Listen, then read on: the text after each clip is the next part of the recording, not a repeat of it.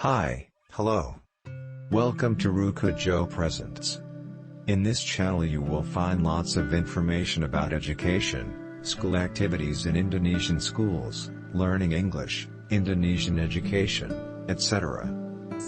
Di channel ini Anda akan menemukan banyak informasi tentang pendidikan, kegiatan sekolah di sekolah Indonesia, belajar bahasa Inggris, pendidikan bahasa di Indonesia, dan lain-lain.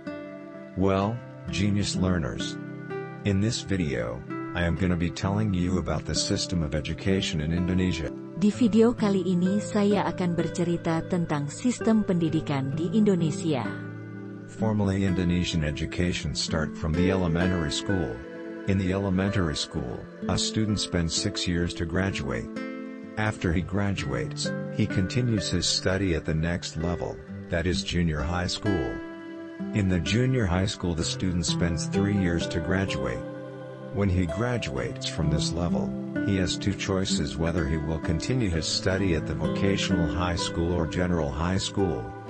If he continues his study at the vocational high school, he will study practical subject to prepare himself to get a job. However, if he decided to go to general high school, he will study general subject to prepare himself to continue his study at the university or college. Pendidikan Indonesia secara formal dimulai dari sekolah dasar. Di sekolah dasar, seorang siswa menghabiskan 6 tahun untuk lulus. Setelah lulus, ia melanjutkan studi ke jenjang berikutnya, yaitu sekolah menengah pertama. Di SMP siswa menghabiskan 3 tahun untuk lulus. Ketika dia lulus dari jenjang ini, dia memiliki dua pilihan apakah dia akan melanjutkan studinya di sekolah menengah kejuruan atau sekolah menengah umum. Jika melanjutkan pendidikan di SMK, ia akan mempelajari mata kuliah praktis untuk mempersiapkan dirinya mendapatkan pekerjaan. Namun, jika ia memutuskan untuk melanjutkan ke sekolah menengah umum, ia akan mempelajari mata pelajaran umum untuk mempersiapkan dirinya melanjutkan studinya di universitas atau perguruan tinggi. At the university, he will have to read textbooks in English and understand them. The government through the Department of Education, Culture and Research then design the curriculum that mostly talk about text to prepare the students to continue their study at the university. Then in the general high school the main focus of English language teaching is to comprehend the text.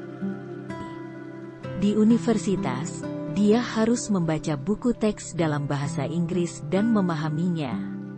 Pemerintah melalui Departemen Pendidikan, Kebudayaan dan Penelitian kemudian merancang kurikulum yang kebanyakan berbicara tentang teks untuk mempersiapkan siswa melanjutkan studi di universitas.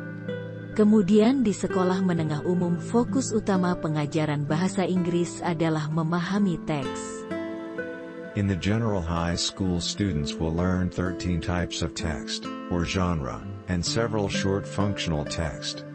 The example of types of text, or genre, are narrative text, descriptive text, recount text, analytical exposition, hortatory exposition, explanation text, report text, discussion text, review, procedure, news item. And the example of short functional text are letter, invitation, advertisement, message. Among the types of text, explanation and report text are classified into scientific text. Before writing the scientific text, the writer usually conduct a research. Di sekolah menengah umum siswa akan mempelajari 13 jenis teks, genre, dan beberapa teks fungsional pendek.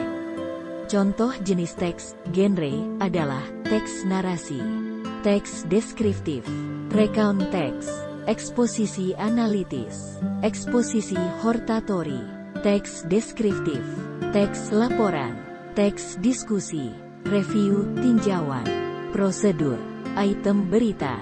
Contoh teks fungsional pendek adalah surat, undangan, iklan, pesan. Di antara jenis teks, explanation dan report teks tergolong ke dalam scientific text. Sebelum menulis teks ilmiah, Penulis biasanya melakukan penelitian. In writing the scientific text, the writer tends to use passive voice by avoid mentioning the doer or the actor of the action for 3 reasons. 1. To hide the identity of the doer to show politeness. 2. Because the writer doesn't know the doer. 3. Because the writer think it is not important to mention the actor of the action. Dalam penulisan teks ilmiah, penulis cenderung menggunakan passive voice dengan tidak menyebutkan pelaku tindakan karena 3 alasan. 1. Menyembunyikan identitas pelaku untuk menunjukkan kesopanan. 2. Karena penulis tidak mengenal pelakunya.